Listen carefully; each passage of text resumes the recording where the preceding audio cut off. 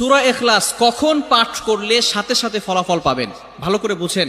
সূরা ইখলাস হচ্ছে পবিত্র কোরআনুল কারীমের ভিতরে ছোট সূরাদের ভিতরে অন্যতম একটি সূরা। তবে ফজিলতের দিক থেকে সূরা ইখলাস হচ্ছে গুরুত্বপূর্ণ ফজিলত, এবং এই সূরাটা এমন একটা সময় আল্লাহ পাক রব্বুল আলামিন নাজিল করে দিয়েছেন যখন আল্লাহ রাসূল সাল্লাল্লাহু আলাইহি ওয়াসাল্লাম দ্বীনের প্রচার করতে লাগলেন। এমন সময় আল্লাহ পাক রব্বুল আলামিন এক আল্লাহর দাওয়াত দিতে লাগলেন।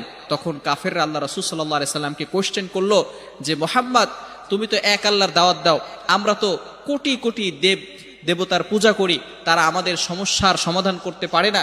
তুমি যে আল্লাহর দাওয়াত দাও সেই আল্লাহ কয়জন এবং সেই আল্লাহর সন্তান আছে কিনা? সাথে সাথে আল্লাহ পাক রব্বুল আলামিন এই কাফেরদের প্রশ্নের উত্তরে আল্লাহ রাসূল সাল্লাল্লাহু আলাইহি সাল্লামের কাছে এই সূরাটি নাজিল করলেন, কুল হুয়াল্লাহু আহাদ আল্লাহুস সামাদ লাম ইয়ালিদ ওয়া লাম ইউলাদ ওয়া লাম ইয়াকুল লাহু কুফুয়ান আহাদ। আল্লাহ পাক রব্বুল আলামিন এক, অদ্বিতীয়, এবং আল্লাহ পাক রব্বুল আলামিনের কোনো সন্তান নেই, তিনিও কারো কাছ থেকে জন্মগ্রহণ করেন নাই। আল্লাহ পাক রব্বুল আলামিন তার পরিচয় দিয়েছেন। সুতরাং এই সূরাকে যারা মুহাব্বত করবে আল্লাহও তাদেরকে মুহাব্বত করবে। বুখারী শরীফের হাদিস, আল্লাহ রাসূল সাল্লাল্লাহু আলাইহি ওয়াসাল্লাম নিজে বলে দিয়েছেন। আয়েশা রাদিয়াল্লাহু তাআলা আনহা থেকে বর্ণিত বুখারী শরীফের 7375 নম্বর হাদিসের ভিতরে আসছে, এক সাহাবী শুধু সূরা ইখলাস পড়তে বেশি পছন্দ করতেন এবং নামাজে বারবার এই সূরাটা পড়তেন।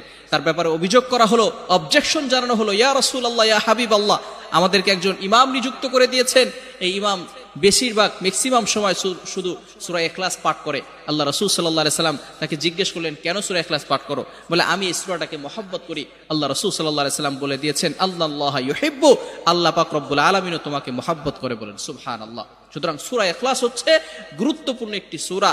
শুধু তাই নয়, মুসলিম শরীফের 811 নম্বর হাদিসের ভিতরে আসছে, আল্লাহ রাসূল সাল্লাল্লাহু আলাইহি ওয়াসাল্লাম বলে দিয়েছেন, কোরআনের 3 ভাগের 1 ভাগ হচ্ছে সূরা ইখলাস। অর্থাৎ আপনি যদি একবার সূরা ইখলাস পাঠ করেন, কোরআন শরীফের ভিতরে 10 পারা পড়লে যে সওয়াব হয় সেই সওয়াব আল্লাহ তাআলা আপনার আমলনামায় দান করে দিবেন। যদি কোনো ব্যক্তি 2 বার পাঠ করে, তাহলে কোরআন শরীফের 20 পারা পড়লে যে সওয়াব হয় সেই সওয়াব তার আমলনামায় দান করে দিবেন। যদি কোনো ব্যক্তি 3 বার সূরা ইখলাস পাঠ করে, আল্লাহ পাক রব্বুল আলামিন তার আমলনামায় 1 খতম কোরআন পড়ার সওয়াব দান করে দিবেন। এজন্য কখনো আমরা এই সূরা ইখলাসের আমলটা ছেড়ে দিব না। সব সময় চিন্তা করব যাতে করে আমরা আল্লাহ তাআলার নিকটবর্তী হতে পারি, আল্লাহ তাআলার নৈকট্য অর্জন করতে পারি। এটা আমরা সবসময় মাথায় খেয়াল রাখবো।